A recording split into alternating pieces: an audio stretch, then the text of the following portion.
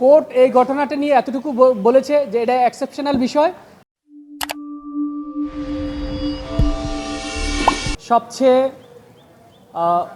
অনাকাঙ্ক্ষিত অনভিপ্রেত একটা ঘটনা বিগত 17ই ডিসেম্বর রাত্রে 18 ডিসেম্বরে টঙ্গীর তুরাগ তীরে ইস্তেমার ময়দানে ঘটেছে।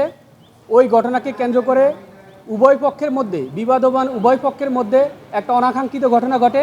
সেই ঘটনাকে কেন্দ্র করে আপনার 4 জন লোক নিহত হয় দুই পক্ষেরই। কিন্তু অতিশয় দুঃখের বিষয়, এক পক্ষের মামলা নেওয়ার পরেও অন্য পক্ষের কোনো মামলা নেওয়া হয় নাই। যেই পক্ষের মামলা নেওয়া হয়েছিল সেই পক্ষের আপনার মামলার আসামি করা হলো তারা অপর পক্ষের শীর্ষ মুরব্বী। আপনারা জানেন এই শীর্ষ মুরব্বীরা স্ব স্থানে সম্মানিত ব্যক্তি।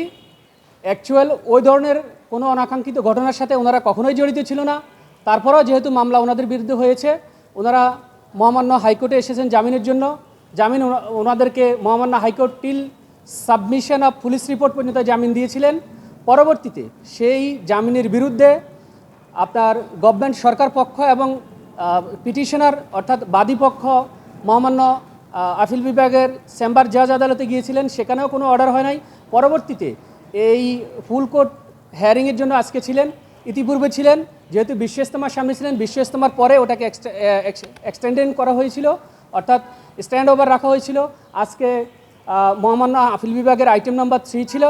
উভয় পক্ষের বক্তব্য শুনে নো অর্ডার দিয়েছেন, অর্থাৎ ওনাদের অ্যাপ্লিকেশনটা ডিসমিস করে দিয়েছেন। অর্থাৎ তবলিকের যে শীর্ষ মুরব্বীদের যে জামিন, এই জামিনটা বহাল রেখেছে মহামান্য আপিল বিভাগ। আমরা কোর্ট এই ঘটনাটা নিয়ে এতটুকু বলেছে যে এটা এক্সেপশনাল বিষয়। গভর্নমেন্ট পক্ষ বলেছে যে এই ধরনের যদি জামিন হয়ে যায় টিল সাবমিট পুলিশ রিপোর্ট, তাহলে সরকারের অন্যান্য যারা আছেন তারাও এই সুবিধা নেওয়ার চেষ্টা করবেন। তখন আপনার কোর্টের পক্ষ থেকে বলা হয়েছে যেহেতু এই বিষয়টা এক্সেপশনাল, সেহেতু এই বিষয়টা এভাবেই থাকুক।